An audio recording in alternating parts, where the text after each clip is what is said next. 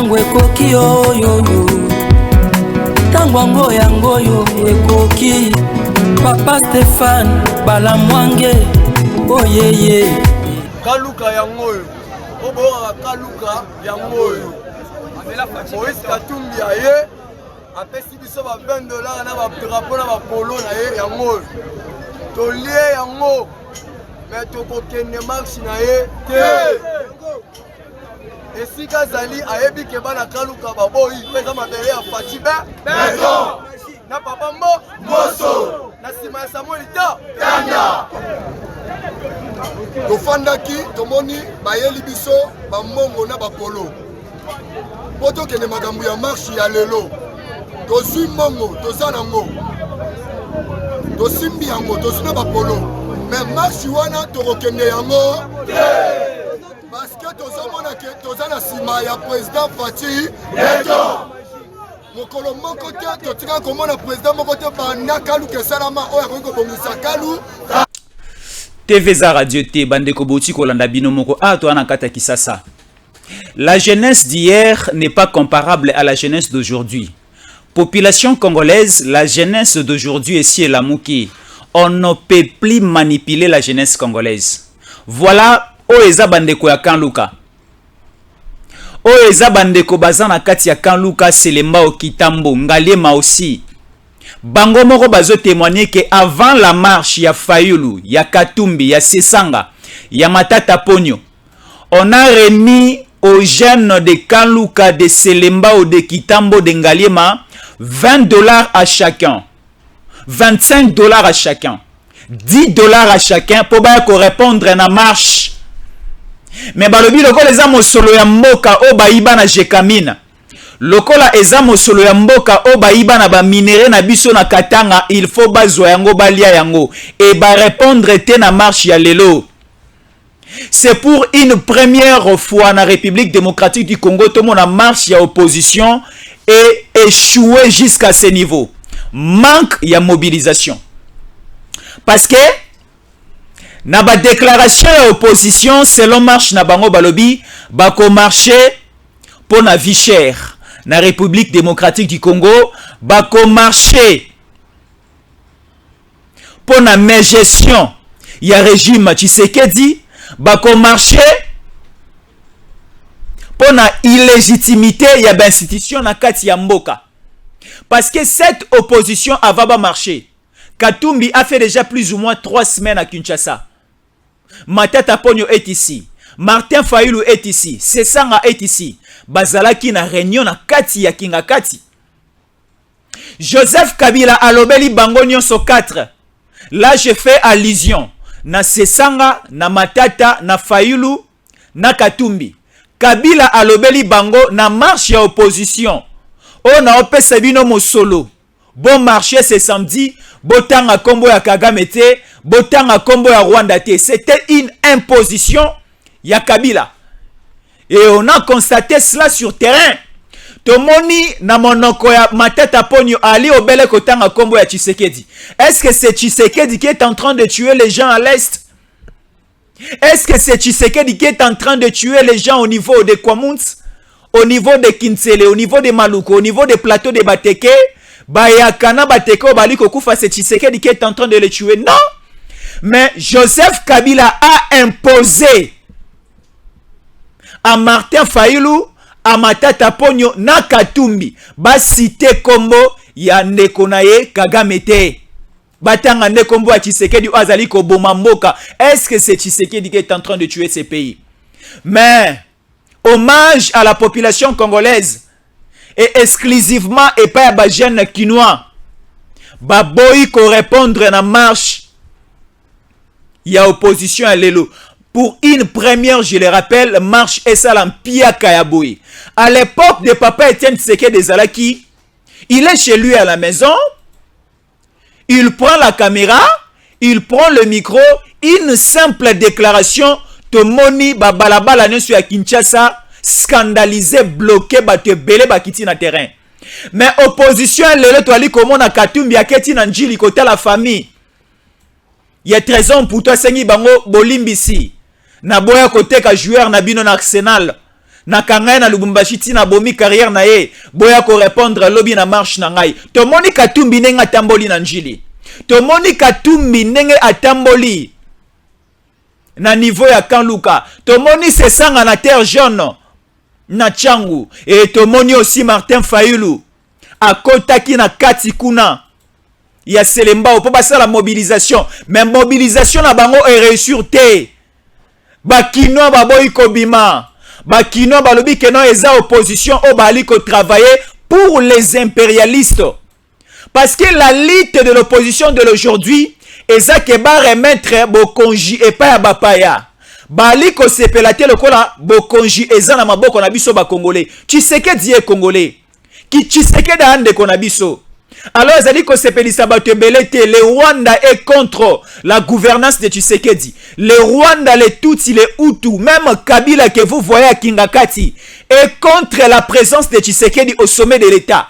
Alors, l'It Nabango ezali ba utiliser Moïse Katumbi parce que Moïse Katumbi à cause de la candidat ya FCC, candidat ya PPRD et a eu aussi le dessus du colon à Martin Fayulu yende a représenté opposition na élection il y a décembre 2023. Alors Moïse Katumbi c'est un candidat des impérialistes, c'est un candidat des occidentaux parce que les occidentaux balingaka indépendance et l'autonomie. Il y a République démocratique du Congo té. Bazali koluka les voisins moyens comment est-ce que baroui kokot c'est encore instabilité au niveau politique na République démocratique du Congo. Voilà ba démarche na bango. Démarche na bango ezalaki juste pour salir l'image des marques de Tshisekedi.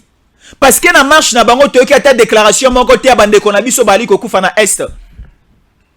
Des millions et des millions de Congolais bali kokufa na est. Kagame est en train de nous tuer avec les M23. Kagame est en train de nous tuer avec les RDF, avec les ADF, les CNDP de Mwanganchu, je n'en parle même pas. Mais Totikali Koyoka na monoko ya Katumbi te na marche, c'est pour une première tout le monde la Katumbi a marché. Mais tout le monde qui a bilé il n'a été. Marche et zabilé ya Katumbi te non, Katumbi.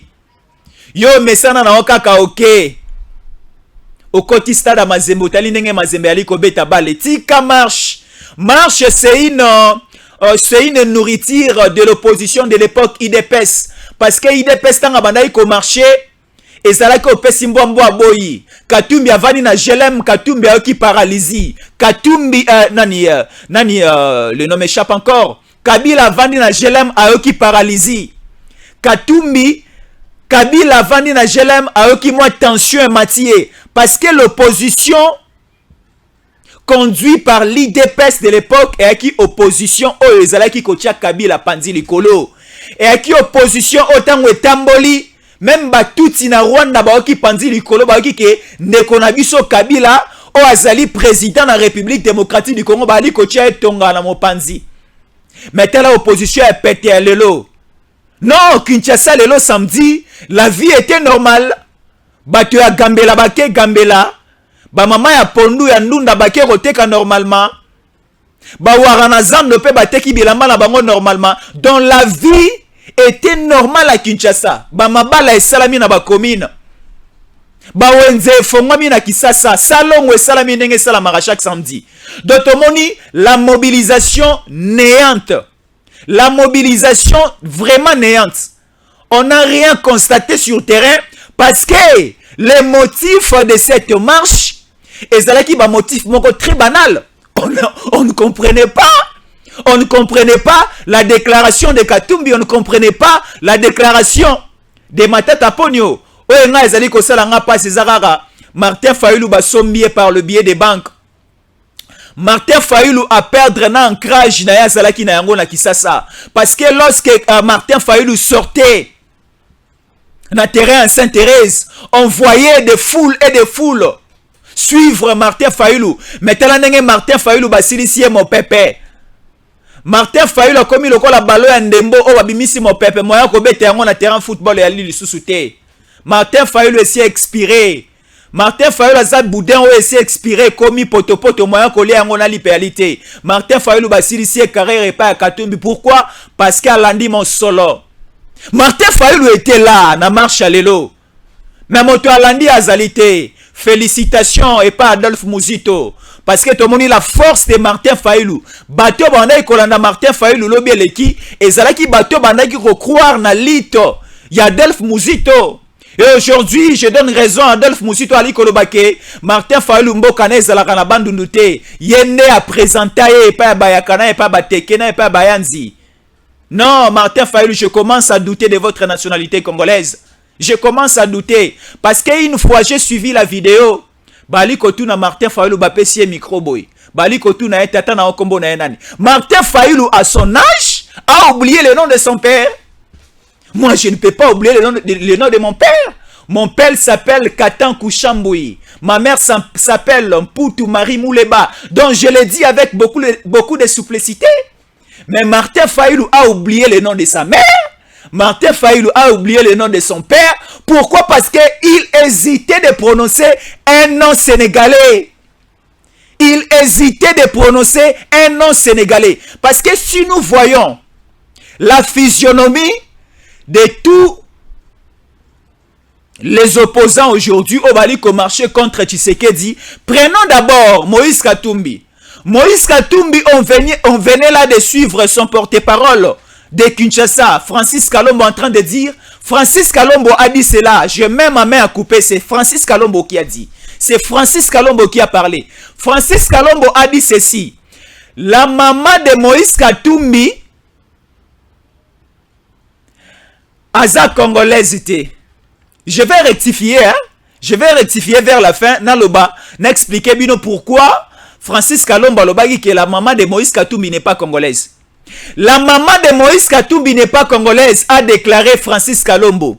Et en seconde position, Francis Kalombo a dit le papa de Moïse Katumbi, c'est un Italien grec juif. Mais la nationalité de la maman de Moïse Katumbi est un peu compliquée. On n'arrive pas jusqu'à aujourd'hui à identifier sa maman. Mais quand même, pour moi, Francis Kalombo, je reconnais que la maman de Moïse Katumbi a été enterrée ici. Oui, tu peux être belge, au Koufi na Kisasa, puis Bakundio na Kisasa. La nationalité d'une personne ne dépend pas du lieu où on a enterré son corps après sa mort, non. Donc, c'est-à-dire d'abord, tous les opposants aujourd'hui ne sont pas des Congolais, hormis ces Sanga. Hormis ces Sanga. Neko Matata Ponyo. Matata Ponyo est venu au Congo comment? Il y avait une délégation des étudiants burundais au Baya qui par l'entremise de Lunda Bululu. Et Matata Ponyo était président des étudiants burundais. Baoutaki na Burundi nde bakotaki na Congo. Alors, un étudiant burundais, président des étudiants burundais, a continué na Congo, a acquis pour une conférence et qui ne le l'a vendu na Congo. De la nationalité aussi de Matata Ponyo est douteuse. On n'arrive pas à justifier si réellement Matata Ponyo est congolais et si Matata Ponyo est burundais. Et là, on peut lui donner 50-50 pour aujourd'hui. Et si nous prenons aussi Martin Fayulu, et si ma vérité, bima kezanga ite, botu na papa na biso Adolphe Muzito, mon premier, Adolphe Muzito si alobaki, ngainde na kumba yo epa ya bateke na bayaka, ngande na kumba yo na bandundu na présenta yo, ba docteur na bandundu, lokola o trahir nga na sanzi yo, et aussi bandeko ka bandundu baro sanza yo. Voilà opposition à pété. Mais ce qui m'étonne, boyo kamaloba oyo. Matata pona ali koloba, ali ata na soni ya koloba te. Ali ata na soni ya koloba te ndeko Kimsi Lukumu. Toyo ka matata pono comme ça na kolongole bilamba. Non. Lelo ma matata pono na kolongole bilamba. Bolumbu na ene soko mona na télévision to landaye. Aujourd'hui, c'est un régime dictatorial comme vous le voyez. Même à l'époque du président Kabila, on n'a jamais vu ça. Les gens ont marché, là on ne sait même plus marcher, alors que c'est une marche pacifique pour protester contre un processus électoral chaotique, contre la vie chère et contre l'oppression. C'est ce que nous sommes en train de vivre aujourd'hui, c'est inacceptable. Cette marche disait quoi exactement? La marche ici voulait justement protester contre... Là c'est Matata Ponyo. Matata Ponyo lelo abebanana Kabila, mais dans cette vidéo Matata Ponyo aliko kumisa Kabila. Matata Ponyo aliko loba na régime Tshisekedi, il n'y a pas de différence avec le régime de Kabila. Matata Ponyo est en train de dire à l'époque de Kabila coup des alaki moi lengi moi malamu. Mais avec Tshisekedi c'est plus pur, non. Matata Ponyo eza bondoki obia bosolo aliko loba. Non, Congo eza mboka ya bato bosolo. Eza mboka ya bato bazana amener esprit assidu. Eza mboka ya bato balula koloba vérité. Est-ce que aujourd'hui régime ya Tshisekedi eza lolenga mona régime Kabila? Na marche oya lelo ya bande opposition boyoki moto akufi? Moto akufi te. Mais à l'époque du régime Kabila, na ba marche boyo te mona ba Thérèse Kapangala bakufa. Paix à son âme, ndeko nanga ya mwasi Thérèse Kapangala. Aouti etonga, aouti kobondela. Un certain dimanche au niveau de Kitambo, je me rappelle parce que j'étais de l'autre rive et Thérèse Kapangala à gauche. Je voyais comment est-ce que Thérèse Kapangala rendait l'âme. C'est sous le régime Kabila. Pendant la marche, tu as dit comment la batubali ko zoka batubali ko kufa. Batubali ko kende boloko, ba porté disparu. Et ça la bande qu'on a vu sur belé. Oh, à l'époque, on marchait avec eux. Et ti lelo to baraté ba kenda wapi. Nzoto na bango na sango na bango to bara susute. Et toujours à l'époque de Kabila na ba marche ya boye. Tomona Barosimu Kendi, un père de famille, un homme marié à Zana Mwasina Bana, Tiki Mokili Yanzambe, le policier de Kabila, le commando de Kabila, le milice de Kabila, Baboma, Bakongole, le Kola Basoso, le Kola Bapuku na Zamba na chasse, Nebande Konabisu Amboka Basala la chasse. Oui, ça s'est passé au régime Kabila. Mais avec Tshisekedi, nous voyons des marches pacifiques. Si vous respectez la loi, oui. Parce que la marche d'aujourd'hui est celle qui est gérée par l'hôtel de ville de Kinshasa. Parce que si nous rentrons dans la Constitution, article 21, 22, 23, 24, 25, 26, on est en train de nous relater la situation et la manifestation publique. On dit ceci, si une organisation, un parti politique a besoin de revendiquer ou soit encore de marcher, il faut informer l'autorité urbaine. C'est ça la démarche. Alors l'opposition a informé l'hôtel de ville de Kinshasa. L'hôtel de ville de Kinshasa a reçu la lettre de l'opposition. Et l'hôtel de ville de Kinshasa a appelé l'opposition pour dire vu l'insécurité au Ezana Kisasa avec la milice Mobondo créée par Kabila Kingakati, bali ko terroriser Koboma na Kinsele na Ntsele na Maluku, na plateau de Bateke, on dit ceci pour les 13, la ville de Kinshasa n'a pas la possibilité de vous encadrer, de vous sécuriser, vu l'insécurité au Zali Kodeka na Kinshasa. On vous propose la journée du 18, parce que c'était les 13, Ngobila a proposé à l'opposition les 18, et l'opposition a refusé les 18. L'opposition a opté pour les 20. Alors, avant de marcher, il faut aussi que l'autorité urbaine ait un itinéraire nabino. Boko banda wapi, boko tambola lolenge nini, et boko chité à quel niveau. C'est ça les problèmes. Alors, tellement que le gouverneur de la ville de Kinshasa, c'est lui qui représente le chef de l'État à Kinshasa, la capitale. À Moniboy, lokola, il y a 3 marches. Et où tu connais la Malelo à Kinshasa, il y avait la marche de la jeunesse de l'IDPS. La première marche. La deuxième marche, c'était la marche de la jeunesse de l'AVC. Et la troisième marche, c'était la marche des impérialistes et des opposants au Balingi. Baboto la bokonju o eza na maboko ba congolais bazongisa yango na maboko ba paya parce que ali mission na bango.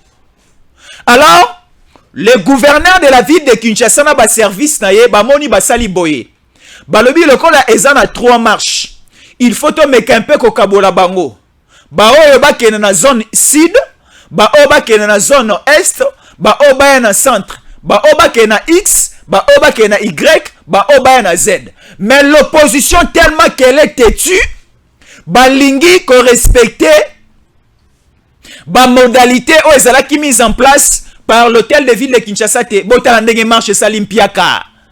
Non, ya boyena na mona tata concert ya héritier Watanabe le 25 décembre 2022 ezalaki boyete. Mpiaka ya boyetala, mpiaka ya boyena na mona te. Mpiaka ya boyatana na mona te. Botala marche ya opposition. Botala marche ya opposition. Balé bango ba $20. Botala le nombre de personnes. Je peux aussi compter 1, 2, 3, 4, 5, 6, 7, 8, 9, 10. 12 personnes baye na marche. 12 personnes baye na marche ya opposition. Donc cela veut dire demande ya opposition qui nous aboye yango. L'opposition n'a même pas la compétence, la capacité de mobiliser à Kinshasa. Est-ce que vous mobiliser na Matadi? Vous mobiliser na Boma? Vous mobiliser na Mbandaka? Je ne suis pas sûr. Parce que Kinshasa est ma belle à Motonyoso. Oui, Kinshasa est ma belle à Motonyoso. Bokoki ko mobiliser na Kinshasa te. Bako Sabino te. La police est boaki gaz te. La police est beti mando kité. La police est encadrée de bateaux. Mais qui n'a le lobby yé na kobimate. Qui n'a le lobby trop c'est trop. Bako sibiso mingi. Mais to moni souci na motema mobali o Tshisekedi non. Tshisekedi tata malamu. Tshisekedi aza tata malamu. Balobi ke no to ali komona bolamu azali koye la biso. Ali ko sale la biso. Chiko abo eto marché contre Tshisekedi poto pona lisusu nani. Tozongi sa Kabila, tozonga na souffrance à 18 ans. Tope sa bo konji. Et pas à Katumbi. Moto azali étranger to ebi tata na mama te. Soko ali kobima. Okangi ndako na yo. Clé okopesa pas moto ebi identité na eta. Okopesa clé pas moto ebi malamu posa na confiance na ye. Parce que obi keso na tikele moto na confiance na ye, biloko eza na kati ya lopango pe na ndako na ngai ko bunga te. Siko Katumbi quelqu'un qu'on ne connaît pas. Ce qui lelo eloko ebungi na kati ya lopango Kongo to kofunda ye pa nani. Mais Tshisekedi na kokima mbango na zui transport na ke na 10e rili metie na ko funda ye pa Maman Mars Kasalu. Na tuni Maman Mars tala makambu Tshisekedi ali ko sala. Maman Mars na lombango ake ko benda Tshisekedi matoi. Mais Katumbi na kofunda ye pa nani. Matata Ponyo na kofunda ye pa ya nani. Martin Fayulu na kofunda ye pa ya nani. Tshisekedi na okena ntsele na tombe ya papa Etienne Tshisekedi. Fachi na okene na ntsele na tombe ya tata na ye. Na leli na lobi. Tala makambo mwana na wazali kosala bankoko bayoki. Pe molimo arme ya papa Etienne Tshisekedi ko gangela Fachi. Pe Fachi azongi a la raison. Donc nous avons besoin de telles personnes. Fachi ne peut pas trahir ce pays. Comme se le disent. Parce que Bandeko Bele ba la signification à mot Fachi te. Bandeko Bele ba la signification à mot Fachi te. Parce que ba kombo mususu tomi pese la na vie elandaka. Netinga komo langa Jésus. Bikamu isina bikamu isi dans ma vie. Ezana bandeko mususu komo na bango makiese. Toute sa vie ezakara esengona esengo. Bandeko musu na yebi kombo na bango la joie na vie na ye esengo na esengo. Mais bandeko musu kombo na ye makiadi. Ndeko musu kombo na mankenga. Ndeko musu kombo na mwadi. Là c'est en Chiluba. Donc kolela na kolela mawana mawa. Mais le nom Fachi ali kolanda pe Fachi. Fachi cela veut dire quoi? F c'est frère. A c'est ami. T c'est tonton. S c'est sérieux, Tshisekedi est sérieux. H c'est humble, I et c'est incontournable. Donc Tshisekedi doit toujours être là. Pour tout le monde à bonheur, il y a mot cannabis et liboso. Ne suivons pas les aventures. Il y a bandeko et opposition. Bazana esika ba kome mabiso te. Bandeko opposition c'est une manière kozongi sasu Kabila. Ya kozongi sasu batuti na kati ya bokonji na mboka na biso. Parce que Katumbi tanga yana kisasa awa. Ake ko présenter ba civilité na ye et pas ya JKK et pas ya Joseph Kabila na niveau ya Kingakati. Il y avait une grande réunion organisée na Kingakati. Bango nyonso batelemi mulongo. Ndenge batunda ya Kasende. Ndenge banani lisusu aboye, Banemi Mulania. Ndenge ba Shadari. ndenge ba Geneviève Inagosi banda kotelema mulongo ala kelele bali kokota na kingakati. De la même manière namoni Katumbi, namoni Sesanga, namoni Matata Ponyo, yaya na ngai Fayulu atelemi pa sali molongo azali kokende kingakati, bazui ba mot d'ordre pa ya l'homme de kingakati. Ebisi bango, pas question de toucher à mon frère Kagame na marche na bino. Pas question de citer l'agression rwandaise. Pas question de citer M23. Pas question. Le mot d'ordre que je vous donne, il faut citer plus le nom de Tshisekedi. Bon, ça là, en sorte, Bakino ba sanja Tshisekedi parce que Bakino ici batondi Tshisekedi. Bakino ici ba love Tshisekedi. Bakino ici ba ko sepela. Bota ndenge kisasa ali ko tongama. Bota la ndenge banzela ali ko sala mana kisasa. Botala ndenge zando ya monene aliko tongama. C'est Tshisekedi qui a dit à Gentini Ngobila, cette fois-ci ou jamais, il faut finir les zando ya monene. Botala ndenge zando aliko tombwama. Il n'y a pas la différence. Une fois j'étais au niveau de Dubaï. Il n'y a pas la différence na bazando yo ba Congolais ba kotaka na Dubaï tant baliko kende ko somba biloko ba ya ko yana ngona kisasa awa zando ya monene o baliko mona Ngobila aliko tongela biso sous l'impulsion du chef de l'État et ko ludisa biso aussi kosukela ka ana kisasa kosoma biloko na kisasa toko ina kokende Chine toko ina kokende Turquie parce que petit à petit nous allons transformer la République démocratique du Congo. Petit à petit nous allons transformer la République démocratique du Congo. La marche de l'opposition, fiasco, négative. La marche totalement négative. Ba réussir te. Tant ba moni ke ba réussir te, botala ndenge Katumbi bali kokotse na mutuka. Wana stratégie na bango. Katumbi fainéant. Katumbi, tu as une équipe de football, mon seul entraînement à Mbangote. Katumbi fainéant, Ali Koki Mambango, c'est une première fois Katumbi a tambola boye. Bogomo na ye. Katumbi azali Koki Malogola mwasi. Te. Bino bo sala ka bilanga ndebo, mais sala bo sala bilanga bolé sa bazambien. Boyi baka ba minéré, tala Katumbi nenga Ali Kokima. Tala Katumbi nenga Ali Kokima, oh mwasi bia mobali.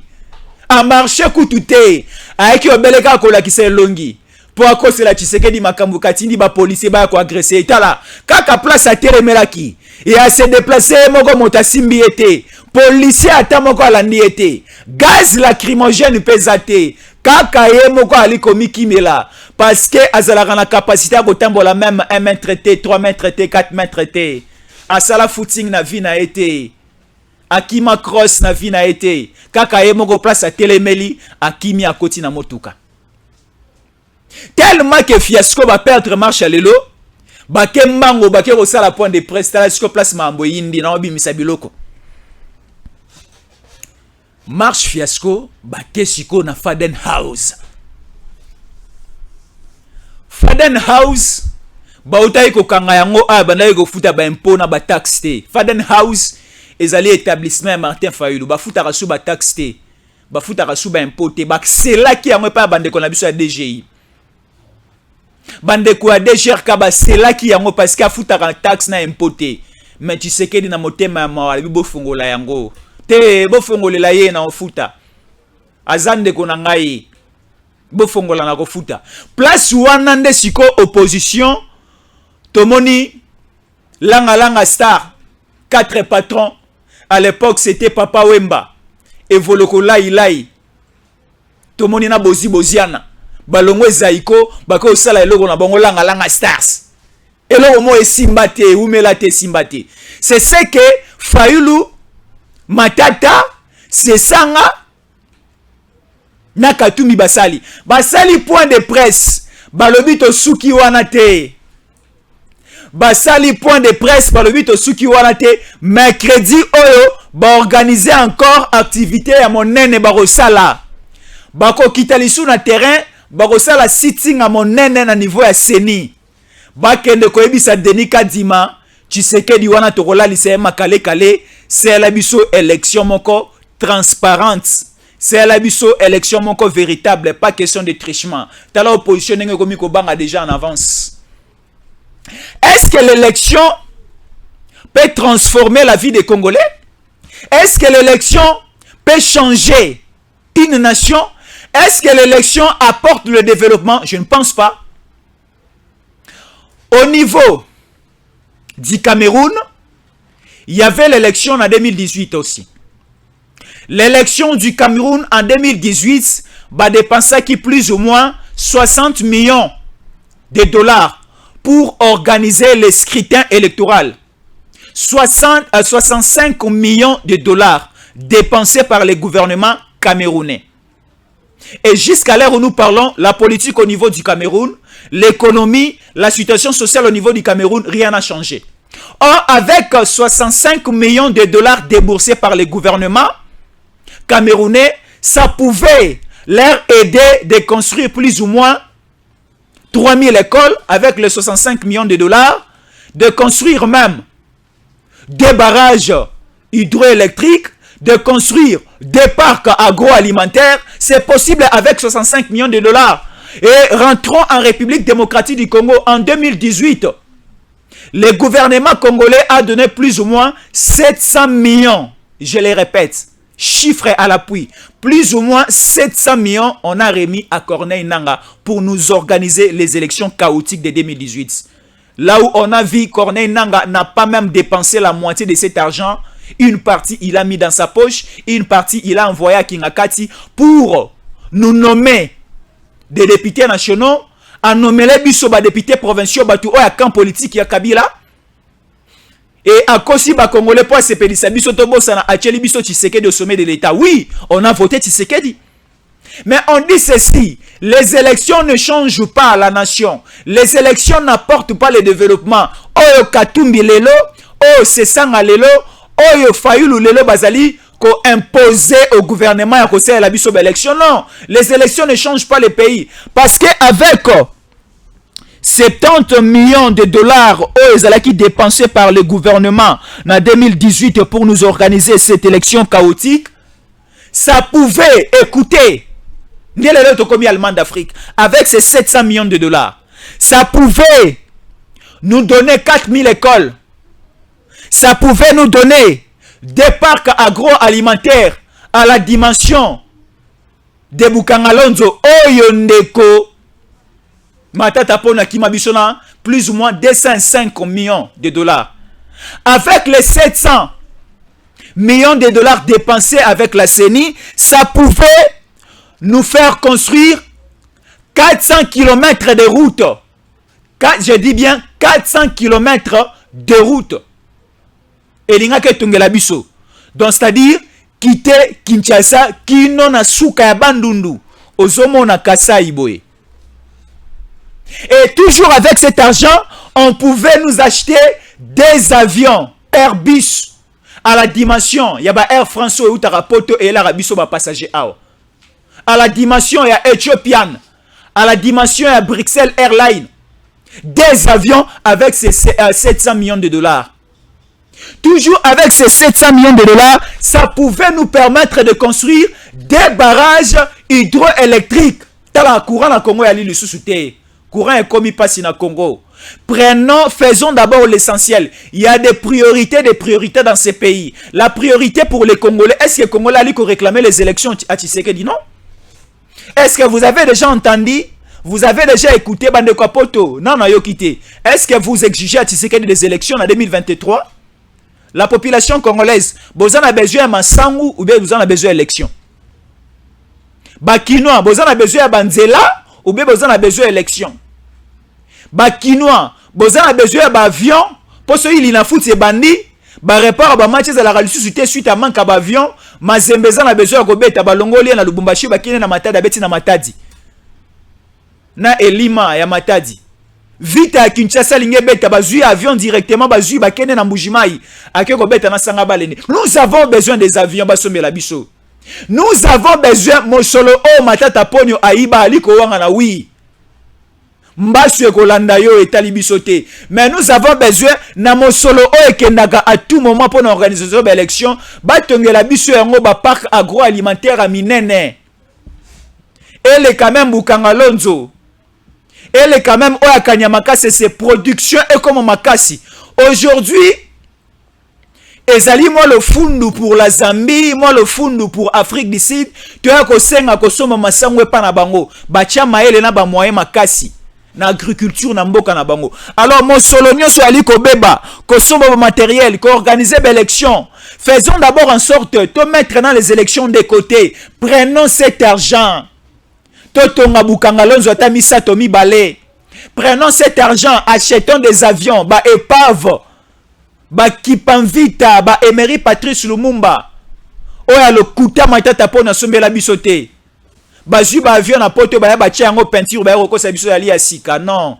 Etambola te matika a eke inga ekwe la inase. Aujourd'hui Congo Airways a sur ba avion te.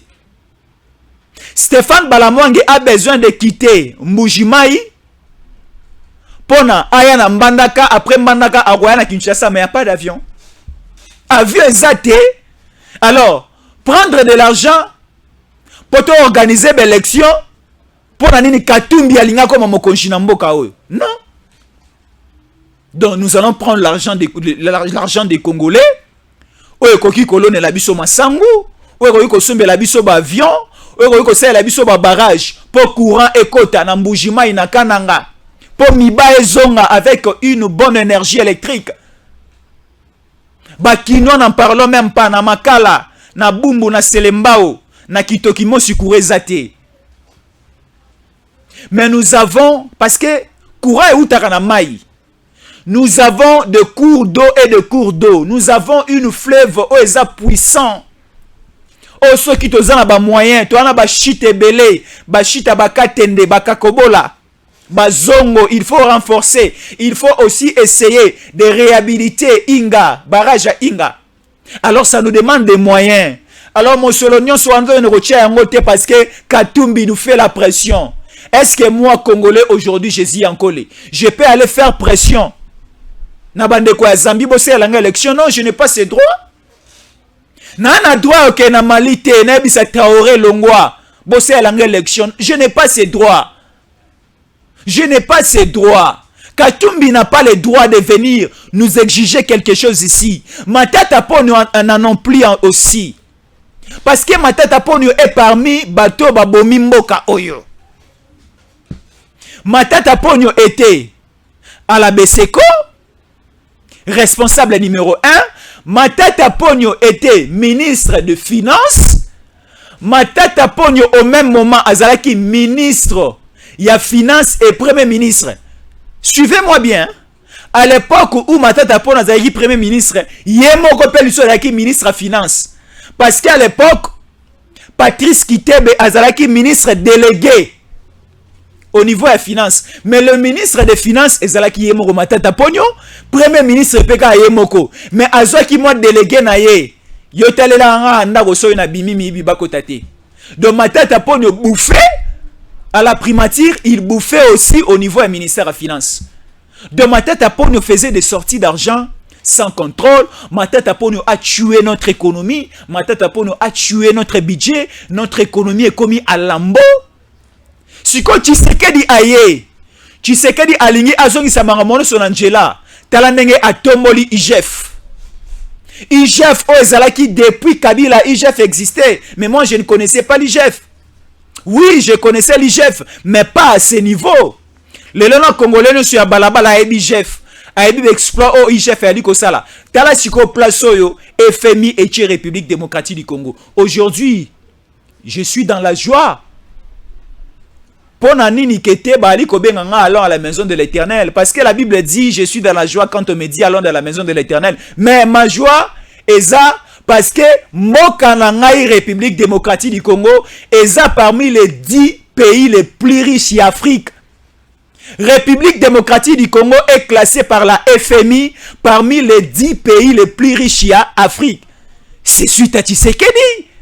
PIB Nabiso et Mati. PIB et la République démocratique du Congo est Mati avec Tshisekedi. Ba réserve d'échange Nabiso et Mati par Tshisekedi. Ba tromper binoté avec ba devise avec le taux de dollar. Non. Décadence est ça partout. L'inflation c'est presque partout. Parce qu'au niveau mondial il y a la crise économique. Parce qu'avec la guerre, il y a Russie na Ukraine, ça a un peu bouleversé le marché mondial. C'est un peu bouleversé le marché mondial parce que l'économie de la République démocratique du Congo, précisément aujourd'hui, repose plus na ba minéraux na biso. Oui, parce que plus ou moins 60 à 70% de notre économie, c'est dans nos minéraux. Mais nous sommes malmenés, nous sommes agressés par le Rwanda. Nous sommes agressés par beaucoup d'infiltrés, par beaucoup de pays de l'Afrique de l'Est. Et on n'a plus cette possibilité de cultiver, on n'a plus cette possibilité de prendre nos minéraux, de faire des échanges, d'acheter, de vendre, d'importer, d'exporter comme il faut. Parce que nous sommes inquiétés. Alors tu sais qu'elle est en train de lutter pour la sécurité, sécurité quand tu presque partout. Alors, mon marché contre eux. Non. Là, c'est décourager les gens. Là, c'est décourager les gens. Congolais, lelo. Omoni, moto moindo zala nini. Quand tu es avec quelqu'un, tu n'arrives pas à comprendre ses qualités, à comprendre ses possibilités ou encore le pouvoir qu'il a pour te mettre dans de bonnes conditions. Tango moto akozala tende okoma kolela. Congolais soko landi Fayulu. Congolais soko landi Muzito. Non, bolanda Muzito parce que amona malamu. Papa Adolphe Muzito na pesio mote mon premier bolanda eboyo kaza moto malamu aliko pesa makanisi ya malamu. Mais Congolais soko landi Fayulu. Congolais soko landi Katumbi. Congolais soko landi Matata. Congolais soko landi brebis galé oyo c'est sanga oko regretter. Oko regretter. Tala balingi bazongisa biso lisusu na système Kabila. Parce que Matata est en train de dire qu'avec Kabila c'est bon. Tozonga na Kabila ke Tshisekedi. Là c'est injurier les Congolais. Makileba Congolais Sopana, Shebea akufa. Rosimu Kendi akufa. Thérèse Kapangala akufa bandeko na Est na Ouest na Matadi na Boma na Mwanda na Kinshasa na parlons pas. Les combattants de l'IDPS brûlés na kati ya permanence bakufa.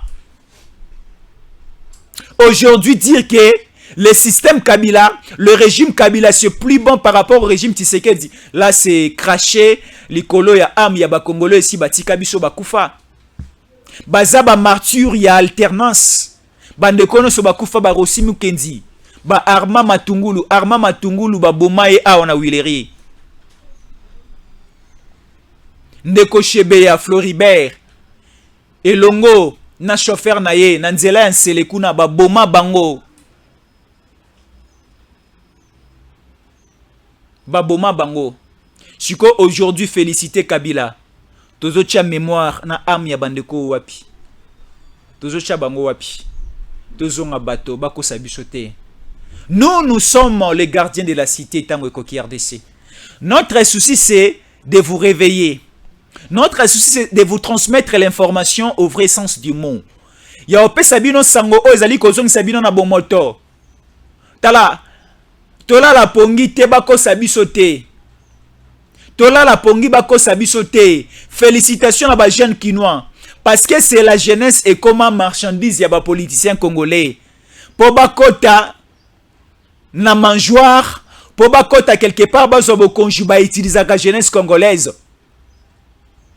ka bakulu na oba finga ka bakulu na bakenda kolokota bango ba pesi bango mosolo bo kita na nzela bo sala dégâts bo tumba ba pneu bo tumba ba transco bo sala boy mais la jeunesse aujourd'hui est humaine le teyami tala bakulu na o Tshisekedi na longola na Kisasa akenda na bango na Kanyamaka sese a réédika bango bakomi utile à la société. Il y a un koulou na o balongola na Kisasa banaye kosima machette bakena na Kanyamaka sese batangisi akomi utile à la société ayekoli mosala akomi pe ko zombongo akomi pe ko gagner mbongo abengisi mwasi na bana tikaki na Kisasa te ngana ko yasu Kisasa te na apesu moto na boloko awa te azwi mbongo ya avion atindi billet avion mwasi na bana mibale balongo Kisasa bandemi ko kene ko vana Kanyamaka sisi bali ko vana na ba condition ya malamu tala moto Tshisekedi na ngali ko transformer ba Congolais mais Kabila avec opération Likofi ezalaki soki ba na yolo nord yolo sud na 4h 5h ba toke bino na porte au fongoli bo omoni général Kanyama balobi bana nyonso ya basi bazonga na kati bobimisa biso bana ya mibali bazwi bana ya mibali destination inconnue bali koboma bali kobeta. Il y avait plus le respect à droits humains, il y avait plus question des droits de l'homme parce que Chebeya a koufa pour les droits de l'homme. Ba mouvement citoyen nyonso ya isu na droit à marcher te. Alors vous nous rappelez du régime Kabila par rapport à quoi? Le régime Kabila ezalaki entaché na ba irrégularité belé, na ba tuerie, na ba viol, na ba massacre, ko pendre batu ko sala bato bozo bebele. Là-bas c'était au bimi, au lali, au koufi. Gaz lacrymogène, il y a jaune, il y a orange, il y a mauve, tout le monde a un pas Kabila. Ba camion à main à moto, mbala liboso na mona ngwe pas Kabila. Comment expliquer que somba camion à main à moto pour ko pompeler yango bande konayo? Aussi longtemps où tu es en train d'acheter les camions de main à moto pour les Kinois, ou ali ko zanga ko somba mandoki pona ekene na este ebundisa Kagame. Donc c'est que Kagame azande konayo. Mais tu sais que dina diplomatie na agissante abundi a longoli régime et information, a longoli régime embargo au tozaki na yango bota ndenge mandoki aliko ya avec Tshisekedi. Ba 5 25 eye mon côté eye belé mandoki eye aujourd'hui ba FARDC baza mieux équipé. Tshisekedi a eu plus ou moins 10%. Il y a budget na biso a pesi on pas ba FARDC, a pesi on pas défense na biso. Siko mabe a Tshisekedi zawapi. Eza le na ba quartier na biso mobala ya koluka monsi akobala. Atuni ba mama ya quartier ba baby si réputation ya monsi ya libala o alinga zo mobali. Ba bike non mention na zala kandumba, mention na bimaka na butu, mention na balala e pa mibale belé. Nyonso na rapona ko baby sa réputation ya mona bato ya monsi zo libala te. Ezali réputation bali ko baby sa Tshisekedi po ba congolais balinga ete. Katumbi balinde ko sala en sorte que batinda message na Occident. Babebi sa réputation à Tshisekedi na Occident. Babebi sa réputation à Tshisekedi na Mindele. Ba organiser marche o elele pona ba congolais te. Botala kaka na point de presse na bango ba sali ba micro ni ezali kolo. Eza ba micro ya RFI, micro ya France 24, micro ya TV5, micro ya BBC, eza plus ba micro ya ba médias internationaux. Souci na bango eza ba passer des messages. Et pas à Mindele, n'est pas en train de travailler, non. Ce ne sont pas les Mindele qui ont pouvoir dans le Congo, non. C'est nous les Congolais. Qui ont pouvoir. C'est nous qui votons. Biso ba Congolais ne votera président de la République. Biso ba Congolais ne votera député. Et à partir de l'Assemblée nationale, on dit le gouvernement, c'est l'émanation de l'Assemblée nationale. C'est lui qui est majoritaire au niveau du gouvernement. Il y a un premier ministre, il y a aussi composition. Il y a gouvernement. Alors Katumbi, Fayulu, Sesanga, Matata Bali Kosala ba voyage pas à Mikilia Poto, Bali Kosala ba conférence, Bali Kosala ba marche, pas pour l'intérêt des Congolais, pas pour faire passer les messages aux Congolais, mais pour faire passer les messages aux impérialistes, aux occidentaux, aux blancs. Bato bakanga biso na minyololo depuis 1885. Lumumba na Kasavubu na Moïse Tshombe na papa Etienne Tshisekedi babundi na 1960 tozu liberté, tozu autonomie, tozu indépendance. Mais Katumbi alinga indépendance à Congo te. Matata alinga indépendance à Congo te. Alingi Congo ezo mokonji oyo akovana ko vivre bana ko kamba Congo sous les instructions ya ba impérialiste, sous les instructions ya ba occidentaux. Tshisekedi aoti ko bengana. Secrétaire d'État américain Moraote Kouta. C'était encore qui il y avait un secrétaire d'État avec le Bela Tshisekedi qui il ne faut pas exploiter nos blocs pétroliers. Qui est ba bloc pétrolier wana et za ba réserve mondiale, il ne faut pas exploiter Voussel Congo et nous allons voir les voies et moyens dans les tout prochains jours, nous allons voir comment est-ce que nous allons l'exploiter ensemble. Non!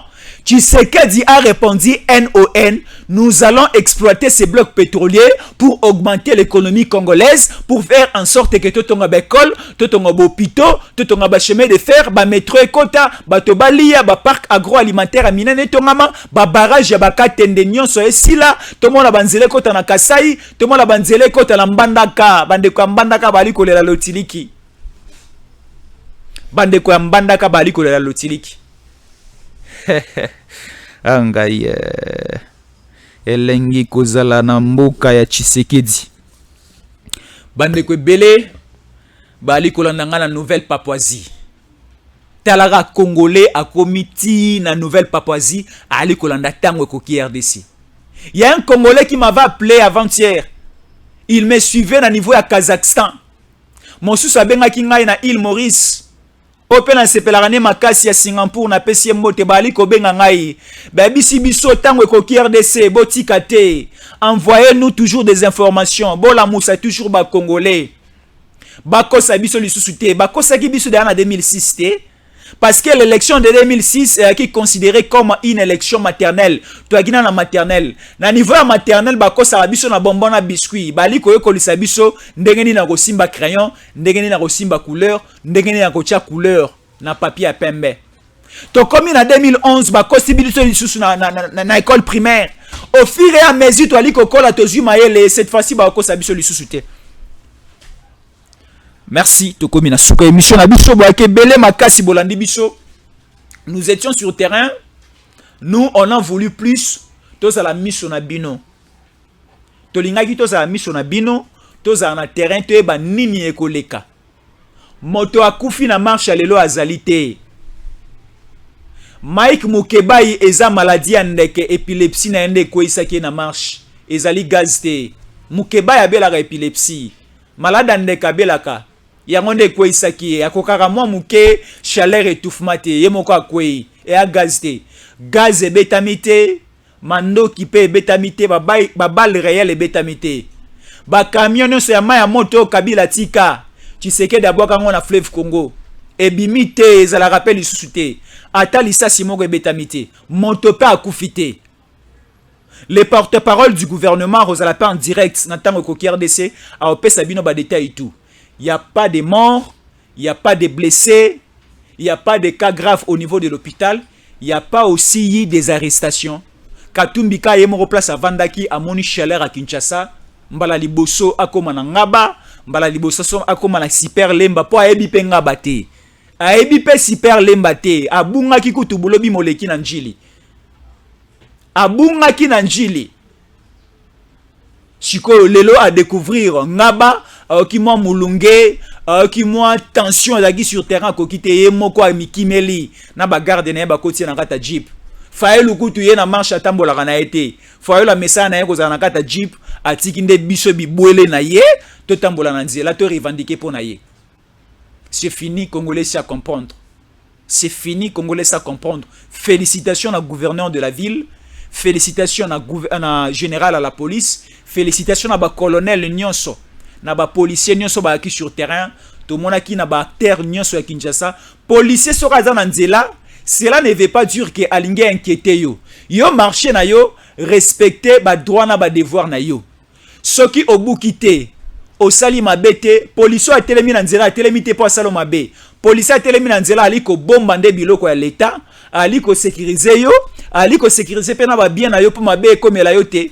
Alors lelo culture congolaise comment culture ya mabe o Kabila yemoka lobake na koka ko changer l'homme congolais te, mais Tshisekedi change l'homme congolais. Tandis que Tshisekedi a changé bakuluna, bakomi ba utile à la société. Mais Kabila yemoka loba, c'est que je n'ai pas pu faire au Congolais, c'est changer l'homme congolais. Tellement que to beba déjà na époque à Kabila. Kino et comment sera moni policier à commissaire ennemi naï. Ne hermo écrit à kaba affrontement. Mais le affrontement à la quitté Kimia. Katumbi a l'obaï que soy moni policier bo agressé. Fayu l'obaï so moni policier bo agressé. Désolé que ça l'affrontement. Donc Kimia na kisasa, lelo Kinshasa. Comme je suis en train de vous dire, nama tonge masanga ali komelam. Ba église ba ali ko bondela. Bato nyonso ba gina ba occupation ba ali ko bimba ali ko kende. Merci de rester fidèle na tango ko RDC. Écrivez-nous na plus 243 81 57 20 388 plus 243 81 77 20 388. Merci beaucoup na bandeko tout balandi biso na Nouvelle Papouasie, bandeko balandi biso na Bangladesh. Merci beaucoup et ok, s'abonner encore na tango ko RDC c'est ici. Place Bokozwa, ba nouvelle union sur la République démocratique du Congo, vous s'abonner na tango koki RDC, vous kende na site internet na biso, vous découvrir encore ba information c'est www.tangoekoki.net. Kende aussi na compte Twitter na biso au s'abonner, c'est écrit na Twitter Stéphane Balamwange. Vous allez encore récolter les informations. Merci beaucoup de nous rester fidèles et à la prochaine. Tango ekoki yo yo yo, tango yango yo ekoki. Papa Stéphane Balamwange, oh yeah yeah.